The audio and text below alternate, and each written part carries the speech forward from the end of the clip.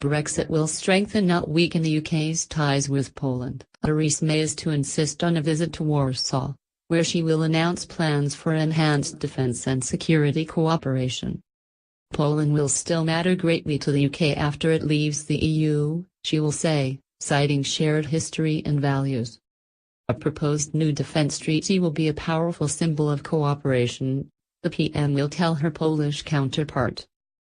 The UK will also back an initiative to blunt Russian propaganda in the region. The treaty will be only the second bilateral defence agreement the UK has with a European ally, after France. It will provide a framework for enhanced cooperation and training, information sharing, defence procurement and joint exercises between the NATO partners. The proposed relationship comes after Mrs. May sacked one of her closest allies, First Secretary of State Damian Green, after he made misleading statements about what he knew about computer pornography claims.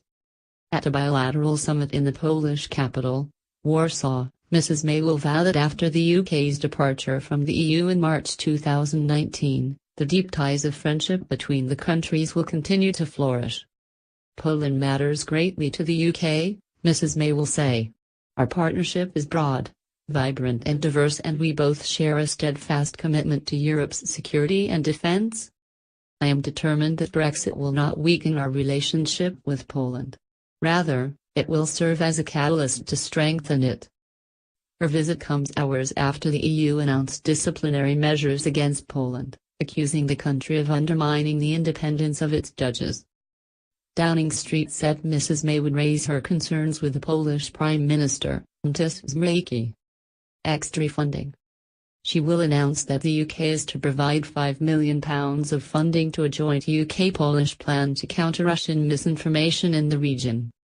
Part of the money will go towards supporting Belsat, a free and frank Polish-funded TV channel broadcasting in Belarus, one of Russia's closest allies in the region. Last month, Mrs. May said Moscow was seeking to sow discord in the West by meddling in elections and mounting cyber attacks against critical infrastructure. The PM recently wrote to the 980,000 Poles in the UK urging them to stay in the country after Brexit, reassuring them that the process of applying for settled status will be quick and inexpensive. On her visit to Warsaw, Mrs. May will be accompanied by senior members of the cabinet, including Foreign Secretary Boris Johnson, Chancellor Philip Hammond, and Defence Secretary Gavin Williamson.